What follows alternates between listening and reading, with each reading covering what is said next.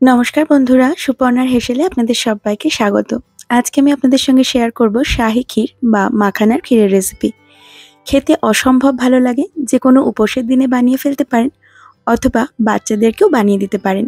মাখানার এই পায়েস যতটা সুস্বাদু ততটাই স্বাস্থ্যকর। আমি খুব সহজভাবে এই রেসিপিটা আপনাদেরকে বানিয়ে দেখিয়েছি। চলুন রেসিপিটা দেখে নেওয়া যাক। মাখানার ক্ষীর বা মাখানার পায়েস বানানোর জন্য সবার প্রথমে একটা কড়াইতে আমি দিয়ে দিলাম 1 টেবিল চামচ ঘি। গ্যাসের ফ্লেমটাকে একদম মিডিয়ামে রেখে আমি এই ঘিয়ে কিছু ড্রাই ফ্রুটস ভেজে নেব। আমি এখানে নিয়েছি 10-12টা কাজু বাদাম, 10-12টা আমন্ড আর 1 টেবিল চামচ মতো কিশমিশ। এই সব কিছুকে একটু ভালোভাবে ভেজে নেব। আমন্ড আর কাজু বাদামটাকে আমি একটু টুকরো টুকরো করে নিয়েছি। এইভাবে ড্রাই ফ্রুটস ঘিয়ে ভেজে নিলে খেতে ভীষণই ভালো লাগে। তবে আপনারা যদি মনে করেন যে ড্রাই ফ্রুটস ভাজবেন না, সেক্ষেত্রে কাঁচা ড্রাই ফ্রুটসও কিন্তু আপনারা পায়েসে ব্যবহার করতে পারেন, আর সেটাও মন্দ লাগে না খেতে। তবে আমি সবসময়ই ড্রাই ফ্রুটস ভেজে ব্যবহার করার চেষ্টা করি, কারণ ভাজা ড্রাই ফ্রুটস খেতে আমার ভীষণ ভালো লাগে। হালকা একটু ব্রাউন কালার চলে এসেছে ড্রাই ফ্রুটসগুলোতে, আর তাই আমি এগুলোকে এবার উঠিয়ে আলাদা একটা পাত্রে রেখে দিচ্ছি।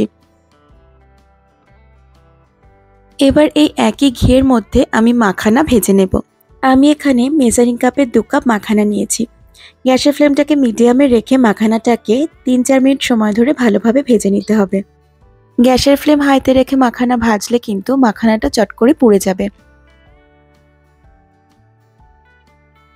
মাখানাতে হালকা হালকা ব্রাউন স্পট আসতে শুরু করলেই গ্যাসের ফ্লেমটাকে বন্ধ করে দেব। দেখুন, আমি গ্যাসের ফ্লেমটাকে বন্ধ করে দিয়েছি, আর যেহেতু কড়াইটা গরম আছে তাই আরও একটু নেড়ে নিলাম। মাখানা ভাজা হয়ে গেলে এমনিতেও বোঝা যায়, এইভাবে হাতে নিয়ে চাপ দিলে কিন্তু সহজেই গুঁড়ো হয়ে যায়। মাখানা সঠিকভাবে ভাজা হলো কিনা এটাই কিন্তু বোঝার সহজ উপায়।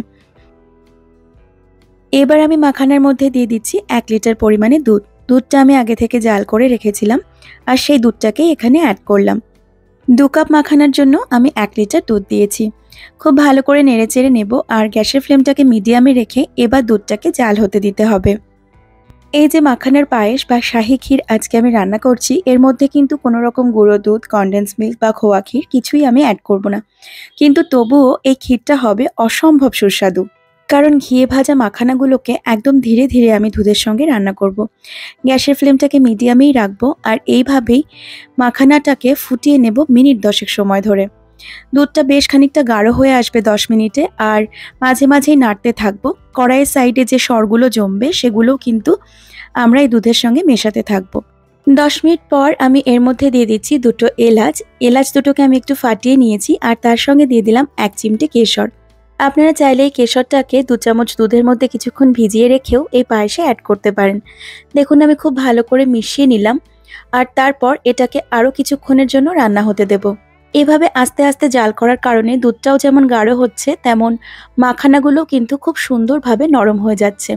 দেখুন, এখানে আরও অনেকটা গাঢ় হয়ে গেছে দুধটা। 16-17 মিনিট হয়ে গেছে আমি দুধটা আর মাখানাটা একসাথে ফোটাচ্ছি। দেখুন, এইভাবে কিছুক্ষণ রেখে দিলে ওপরে একটা হালকা সর জমে যায়, আর সেটাই এভাবে দুধের সাথে আমি মিশিয়ে দিচ্ছি। অসম্ভব সুস্বাদু এই মাখানার পায়েসটা কিন্তু আপনারা চাইলে ভগবানকে ভোগ হিসেবেও নিবেদন করতে পারেন।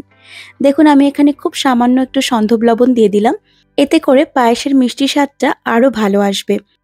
এখন জাল দিতে দিতে দুধটা কিন্তু এখানে বেশ গাঢ় হয়ে এসেছে, আর গাঢ় করবার প্রয়োজন পড়বে না। এবার এই পায়েসে আমি মিষ্টির জন্য মিশিয়ে দিচ্ছি মিছরি। আমি 100 গ্রাম মিছরি মিক্সার গ্রাইন্ডারে জারে নিয়ে একটু গুঁড়ো করে নিয়েছি। চাইলে আপনারা এখানে মিছরির পরিবর্তে 100 গ্রাম চিনিও ব্যবহার করতে পারেন। মিষ্টিটা অবশ্যই আপনারা আপনাদের স্বাদ অনুযায়ী অ্যাড করবেন। তারপর আমি এর মধ্যে মিশিয়ে দিচ্ছি ভেজে রাখা ড্রাই ফ্রুটসগুলো। মিষ্টির জন্য চিনি বা মিছরি আপনারা যেটাই ব্যবহার করেন না কেন, সেটা গলে গিয়ে কিন্তু পায়েসটা আরও একটু পাতলা হয়ে যাবে। তাই চিনি বা মিছরি অ্যাড করার পর আরও মিনিট 3 জন্য পায়েসটাকে একটু ফুটিয়ে নিতে হবে। আপনি যদি আপনার বাড়ির বাচ্চাদের জন্য এটা বানিয়ে থাকেন, তাহলে আমি বলবো অবশ্যই মিছরি ব্যবহার করবেন, কারণ মিছরিটা অনেক বেশি স্বাস্থ্যকর। আর হ্যাঁ, মাখানার পায়েসও কিন্তু অন্যান্য পায়েসের মতন রেখে দিলে একটু গাঢ় হয়ে যায়, তাই এটা একটু পাতলাই নামাতে হবে। আমার আজকের এই রেসিপি আপনাদের কেমন লাগলো জানাতে ভুলবেন না। ভালো লাগলে অবশ্যই একটা লাইক করে দেবেন, আর চ্যানেলের নতুন বন্ধু হয়ে থাকলে প্লিজ চ্যানেলটিকে সাবস্ক্রাইব করে পাশে থাকবেন। ধন্যবাদ।